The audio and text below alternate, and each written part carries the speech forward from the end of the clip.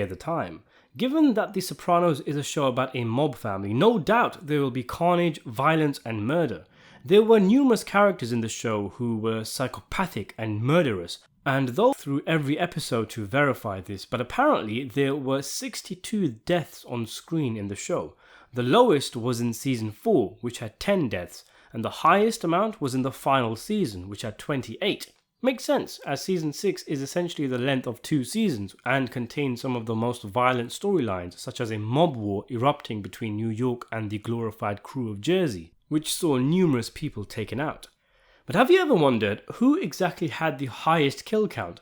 Who was the deadliest out of all the characters? Well, let's discuss. In this video, we are only concerned with on-screen kills, or kills we can be sure are first-hand murders. If we've got 2 characters shooting or stabbing a person, we'll count both, as it's not possible to tell who dealt the killing blow.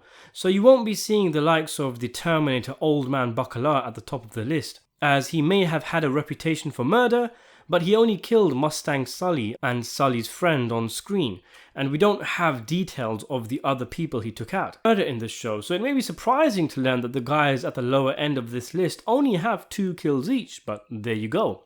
Benny Fazio, criminal mastermind, has the honour of making the list with 2 kills, both in the season finale of season 4.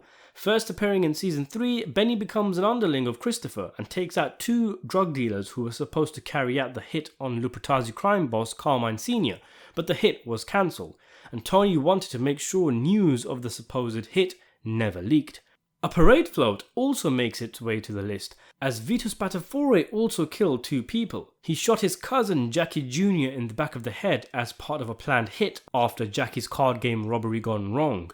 And he also does the same to a civilian whose car he crashes into while being on the run for being an ass muncher. Speaking of asses, Pussy, Big Pussy. He also has 2 murders to his name, at least on screen. The first being the Elvis impersonator Jimmy Bones, who was unlucky enough to see Puss talk with the Fed Skip. Pussy took no chances and killed the dude with a hammer. He also kills Matthew Bevilacqua with Tony after Matthew tried to kill Christopher. Yeah, I guess you could say by that point Bevilacqua may have already been dead, but that probably wouldn't hold up in court in defense of Big Puss, so he makes the list.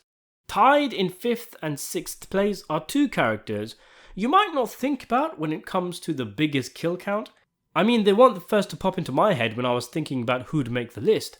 The first is Mikey Pamlice.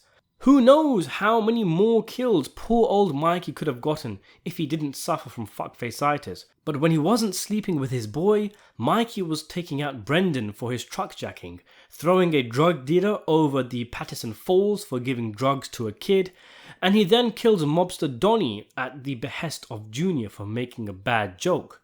Along with Mikey, we have that animal Blundetto, I can't even say his name.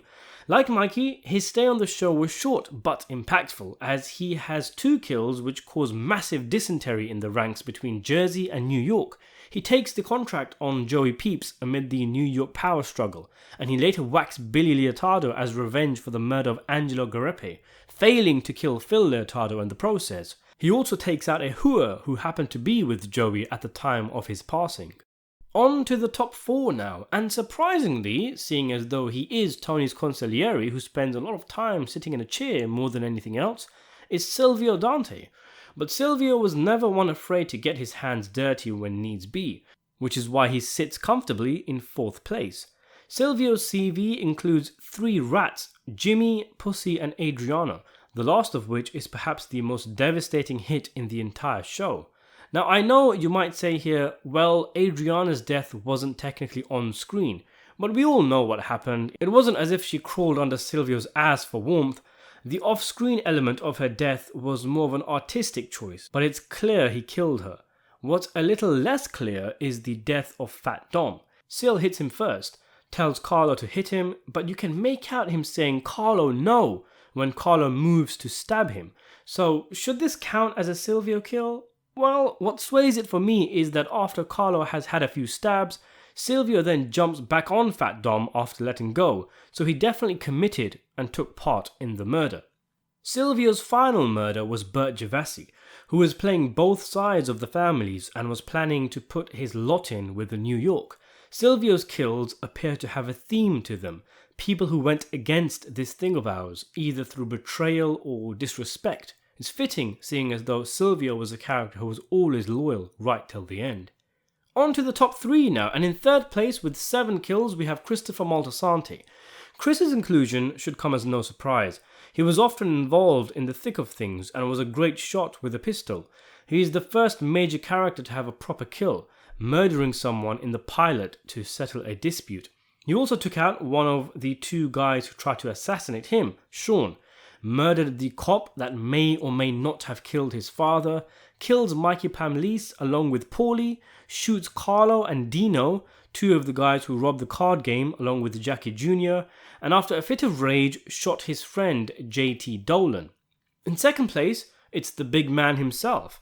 I have a separate video where I rank the kills of Tony Soprano, but given that we follow Tony's life, it's no surprise that he'd have a lot of on-screen kills. Then again, the kill count is pretty high for a mob boss, who are usually isolated from having to commit murders. Then again, a fair few of Tony's kills are off the cuff. Tony made his bones with the murder of Willie Overall, which is shown in a flashback. He also kills Febby Petrulio, Chucky Signor, Matthew Bevilacqua and Big Pussy, all of which are done in season 1 or 2. His next murder is in season 4, when he takes out Ralph Cifaretto after an argument. In season 5, he takes out Tony B to avoid a war. And finally, in season 6, he kills his protege Christopher. A nice, healthy amount of murders sprinkled throughout the show. And finally, at number 1, the man with the highest kill count in the show, who's been around and survived since the 70s by the skin of his nuts when the Colombos were going at it, is Paulie Gualtieri. The DiMeo captain is not only the Sopranos character with the highest kill count, but from the original crew, depending on where you stand with the final scene, perhaps the only DiMeo mobster alive and well by the end of the show.